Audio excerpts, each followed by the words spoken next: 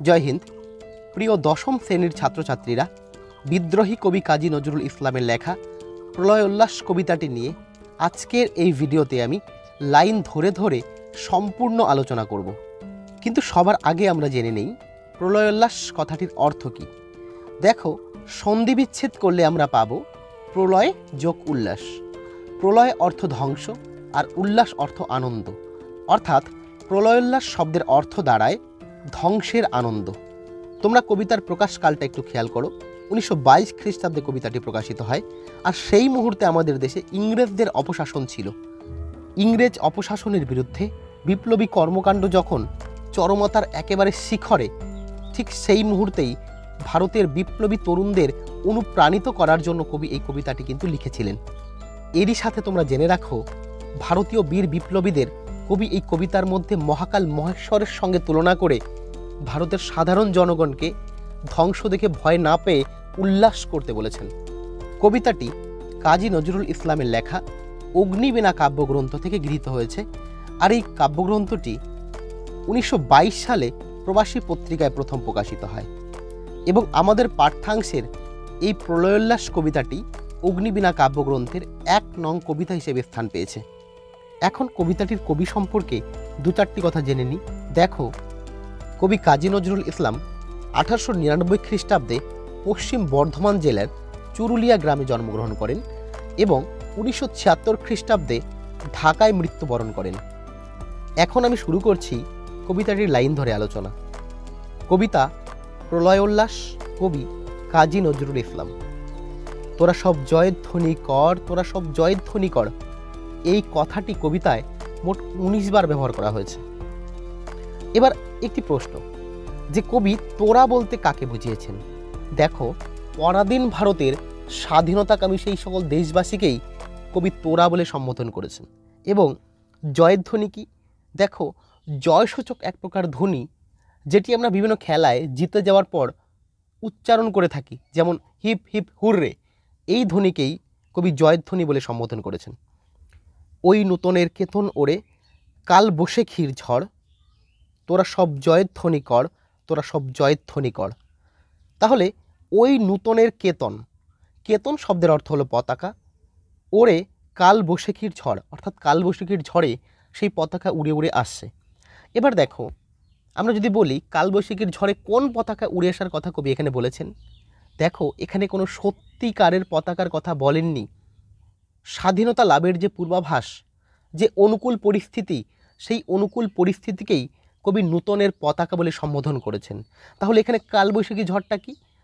দেখো, বিপ্লবীরা ইংরেজদের বিরুদ্ধে যে ছোটোখাটো কর্মকাণ্ডে সামিল হচ্ছিল, সেগুলোই একসময় বড় আকার ধারণ করে ইংরেজদের এখান থেকে বিতাড়িত করবে, একটি ঝড়ের রূপ নেবে। সেই ঝড়েই আমাদের নতুন স্বাধীনতার একটি বার্তা উড়ে উড়ে আসছে, অর্থাৎ নতুন পতাকা উড়ে উড়ে আসছে। কবি এটাই বোঝাতে চাইছেন। তাই কবি বলেছেন তোরা সব জয়ধ্বনি কর, তোরা সব জয়ধ্বনি কর, অর্থাৎ সবাইকে সেই বিজয়সূচক ধ্বনিকে উচ্চারিত করতে বলেছেন। আসছে এবার অনাগত, প্রলয় নেশার নিত্য পাগল, সিন্ধু পারের সিংহদ্বারে ধমক হেনে ভাঙল আগল। তাহলে দেখো, আসছে এবার অনাগত, অর্থাৎ যে কখনো আসেনি সে এখন আসছে। সে কিভাবে আসছে? প্রলয় নেশার নিত্য পাগল, অর্থাৎ ধ্বংসের নেশাতে সে যেন নৃত্য পাগল হয়ে আছে। তাহলে এখানে দেখো, আমরা ধীরে ধীরে একটু একটু করে বুঝতে শুরু করছি এখানে কে সেই ধ্বংসের নেশায় পাগল হয়ে থাকে। আমরা জানি ব্রহ্মা বিষ্ণু মহেশ্বর। ব্রহ্মা হচ্ছে সৃষ্টিকর্তা, বিষ্ণু হচ্ছে পালনকর্তা এবং মহেশ্বর হচ্ছে ধ্বংসকর্তা। সেই মহাকাল মহেশ্বরকেই এখানটাতে কিন্তু বিপ্লবী রূপে তুলে ধরেছেন। আর সিন্ধু পারের সিংহদ্বার বলতে কবি আন্দামান নিকোবর দ্বীপপুঞ্জে থাকা সেলুলার জেলখানার কথা বলেছেন, যেই জেলখানার সিংহদ্বার অর্থাৎ প্রধান যে দরজা, সেই দরজাকে বিপ্লবীরা কী করলো? ধমক দিয়ে ভেঙে ফেললো। আগল অর্থ খিল, অর্থাৎ সেই দরজার যে খিলটি ছিল সেটি ধমক দিয়ে তারা ভেঙে ফেললো, অর্থাৎ তারা এখন বের হয়ে আসবে এবং আমাদের দেশে থাকা সেই ইংরেজদের বিতাড়িত করে দেশকে স্বাধীন করে তুলবে। মৃত্যু গহন অন্ধকূপে, মহাকালের চণ্ডরূপে। মৃত্যু গহন অর্থাৎ সেই সেলুলার জেলখানা, সেটি গভীর অর্থাৎ গহন, সেই গভীর অন্ধকূপ থেকে মহাকালের চণ্ডরূপে অর্থাৎ বিপ্লবীরা মহাকালের মতন উগ্ররূপে কি হচ্ছে? বেরিয়ে আসছে। কিভাবে? ধূম্রধূপে, যেমনভাবে ধূপ ধোঁয়ার সৃষ্টি করে চারিদিকে ছড়িয়ে পড়ে, ঠিক তেমনভাবেই আমাদের দেশের বিপ্লবীগণ সেখান থেকে বেরিয়ে এসে দেশের চারিদিকে ছড়িয়ে পড়বে এবং সেই ইংরেজদের এখান থেকে বিতাড়িত করবে। বজ্রশিখার মশাল জেলে আসছে ভয়ঙ্কর। সেই বিপ্লবীগণ কিভাবে আসছে? বজ্রশিখার মশাল জেলে। তারা হাতে মশাল নিয়ে আসছে, কিন্তু সেই মশাল কোনো দেশলাই দ্বারা জ্বলিত নয়। সেই মশালটি বজ্রশিখা অর্থাৎ বাজের যে আগুন, সেই আগুন দ্বারা মনে হয় যেন সেই মশালটি তারা জ্বালিয়ে আসছে। অর্থাৎ তারা ভয়ঙ্কর উগ্রতা নিয়ে যেন আমাদের সেই ভারতকে স্বাধীন করার উদ্দেশ্যে সেই সেলুলার জেল থেকে বাইরে বেরিয়ে আসার চেষ্টা করছে। ওরে ওই হাস্যে ভয়ঙ্কর, তোরা সব জয়ধ্বনি কর, তোরা সব জয়ধ্বনি কর। অর্থাৎ সেই বিপ্লবীর হাস্যে যে আমাদেরকে আর এখন বন্ধ করে তোমরা রাখতে পারবে না, আমরা এখনই বের হব, আমরা বেরিয়ে গিয়ে আমাদের দেশকে স্বাধীন করে তুলব, সেই খুশিতেই সেই আনন্দেই তারা হাসছে। ঝামর তাহার কেশের দোলায়, ঝাপটা মেরে গগন দুলায়। অর্থাৎ ধূসর বা ঝামর বর্ণের সেই মহাকাল মহেশ্বরের কেশ, সেই কেশের ঝাপটায় সেই বিপ্লবীদের হুঙ্কারে যেন পৃথিবীটা বা গগনটাই যেন এখন কেঁপে উঠছে। সর্বনাশী জ্বালামুখী ধূমকেতু তার চামর ঢুলায়। সর্বনাশী জ্বালামুখী, দেখো সর্বনাশী জ্বালামুখী বলতে যার মুখে আগুন বা জ্বালা থাকে এবং যার দ্বারা সর্বনাশ হয় তাকেই বোঝায়। আর এখানে সেই ধূমকেতু যখন পৃথিবীর দিকে ছুটে আসে তখন মুখে করে আগুন নিয়ে আসে, আর সেই আগুনের দ্বারাই যেখানে সে পতিত হয় সেখানে পুরে ছারখার হয়ে যায়। তাই তাকে সর্বনাশী জ্বালামুখী ধূমকেতু বলা হয়েছে। আর সেই ধূমকেতু কি করে? নিজেকে চামর হিসেবে মহাকাল মহেশ্বরের সামনে ঢুলায়। অর্থাৎ দেখবে যখন কোনো পূজা বা যজ্ঞানুষ্ঠান হয় তখন এক ধরনের চামর অর্থাৎ চমড়ি গায়ের লোম দ্বারা তৈরি ঝাঁটার মতো এক ধরনের জিনিস দ্বারা তাকে খানিকটা ঝাড়া দেওয়া হয়। সেটি দেখতে ঝাঁটার মতো হলেও সেটি দ্বারা কি হয়, যে আসছে তাকে সম্ভাষণ জানানো হয়, তাকে স্বাগতম জানানো হয়। এখানে ধূমকেতু কী করছে? সেই মহাকাল মহেশ্বরকে কিন্তু স্বাগতম জানাচ্ছে। ধূমকেতুও দেখতে খানিকটা সেই চামরের মতো বা পেছনে ঝাঁটার মতো থাকে, তাই কিন্তু এই কথাটি বলা হয়েছে। বিশ্বপাতার বক্ষ কোলে রক্ত তাহার কৃপাণ ঝোলে। বিশ্বপাতার বক্ষ কোলে, বিশ্বপাতা অর্থাৎ জগৎ পালক, জগৎ পালক সেই মহাকাল মহেশ্বর, তার বক্ষ তলে তার বুকের ওপরে রক্ত তাহার কৃপাণ ঝোলে।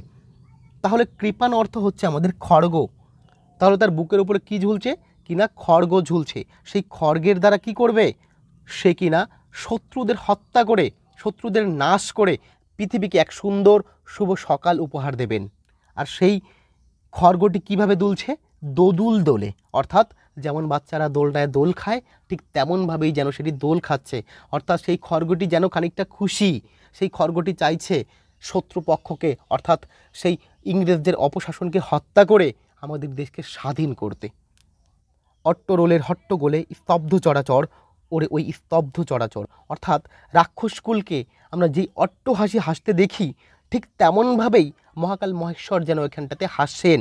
সেই হাসিতে কি হচ্ছে? স্তব্ধ চরাচর অর্থাৎ সমগ্র পৃথিবী যেন চুপচাপ অর্থাৎ শান্ত হয়ে গেছে। আর হট্টগোল অর্থাৎ হাট বাজারে যে গোলমাল চেঁচামেচি লেগে থাকে সেই হট্টগোলকেই এখানে বুঝিয়েছেন। সেই রকমই হট্টগোলের দ্বারা পৃথিবী স্তব্ধ হয়ে গেছে। পৃথিবী যেন আর কোনো কথাই বলতে চাইছে না, ভয়ে ভয়ে একদম স্তব্ধ হয়ে আছে। তোরা সব জয়ধ্বনি কর, তোরা সব জয়ধ্বনি কর। তাই কবি সবাইকে বলেছেন সেই শুভ দিনের অপেক্ষায় তোমরা রত ছিলে, সেই দিন তোমাদের সামনে এখন প্রকট হবে। তাই তোমরা সবাই জয়ধ্বনি করো বা তোরা সব জয়ধ্বনি কর।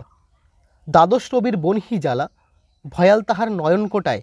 সেই মহাকাল মহেশ্বরের তৃতীয় নেত্র বা নয়নকোটায় যেন দ্বাদশ রবির প্রতাপ লক্ষ্য করা যায়।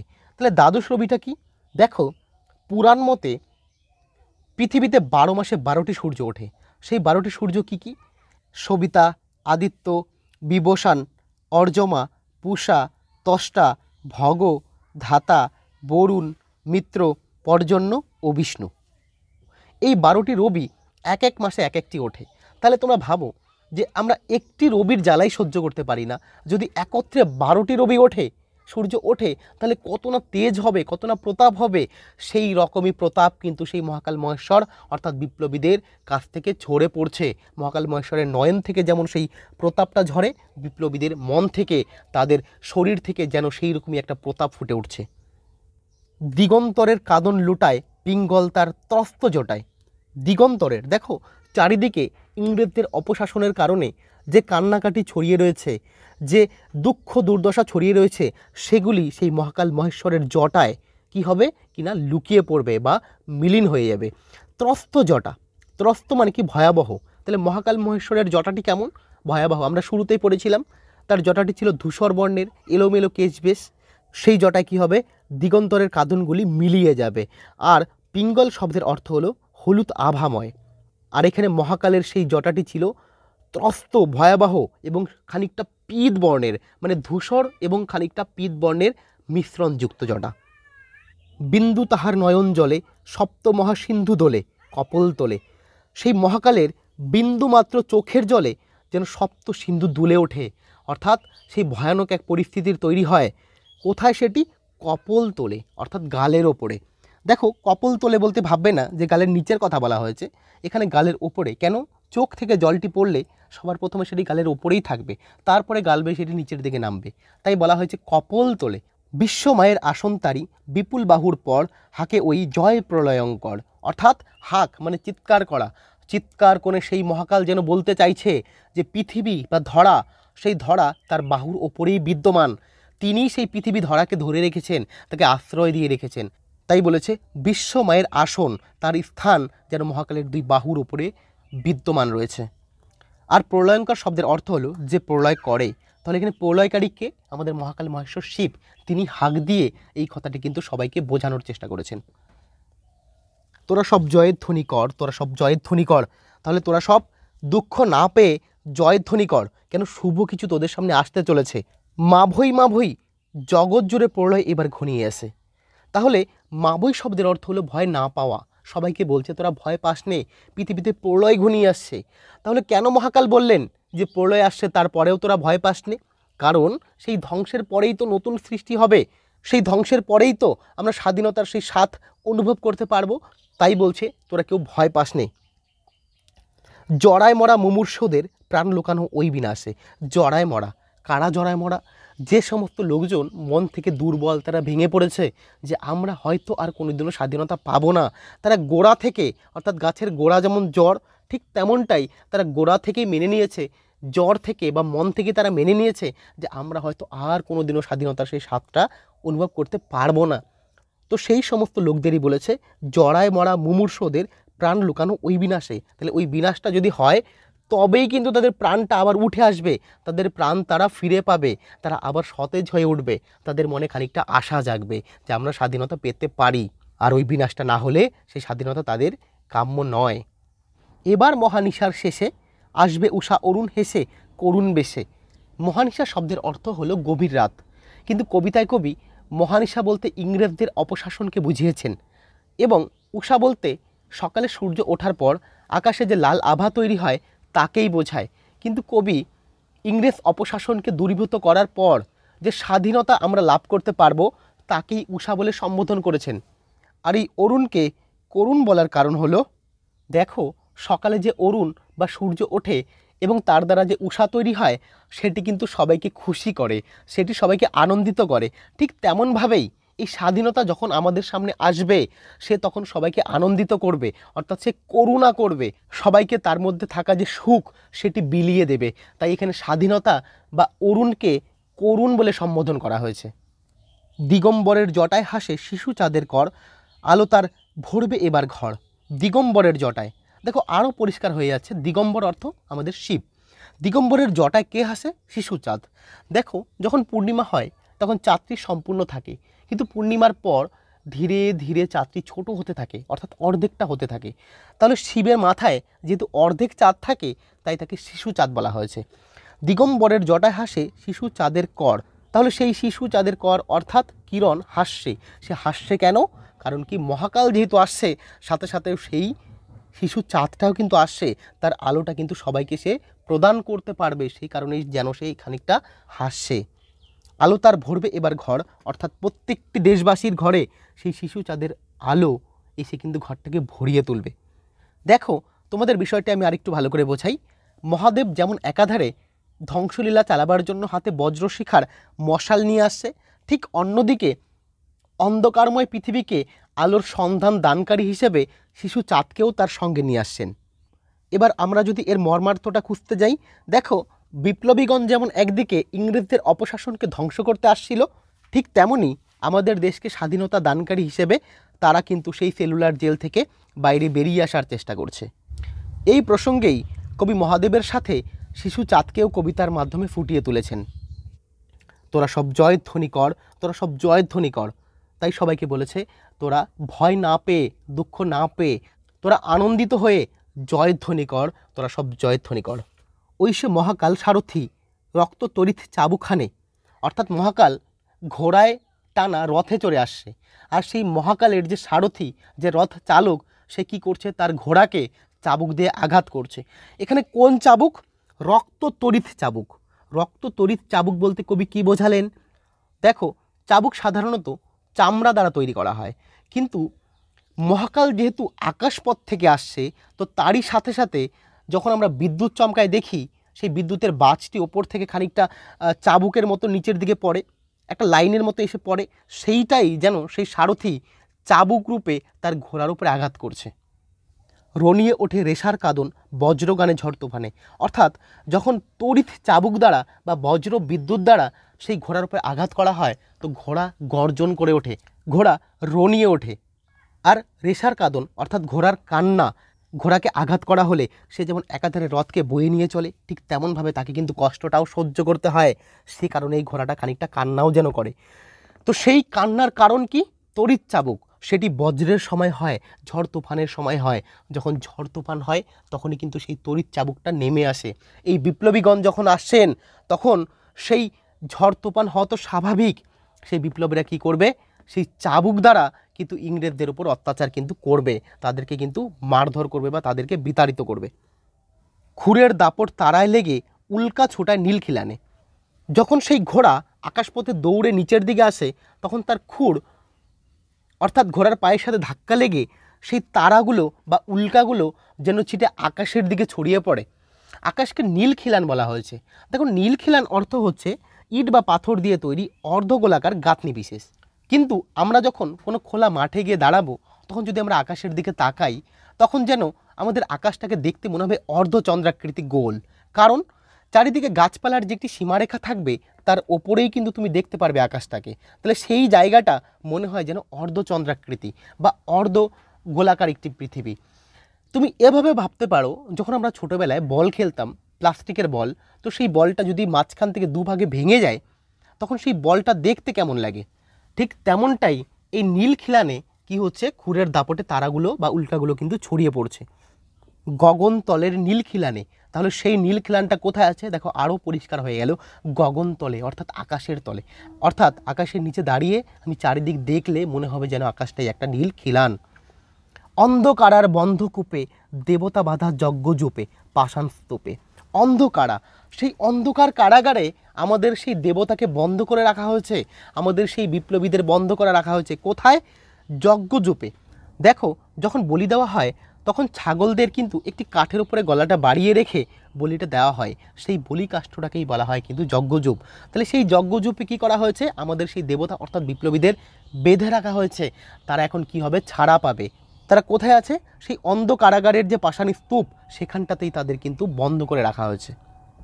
এই তো রেতার আসার সময়, ওই রথ ঘর ঘর শোনা যায়, ওই রথ ঘর ঘর, অর্থাৎ এই তো তার সময় হয়ে গেছে, তারা আসছে, তাদের রথের যে চাকার শব্দটি সেটি যেন শোনা যাচ্ছে।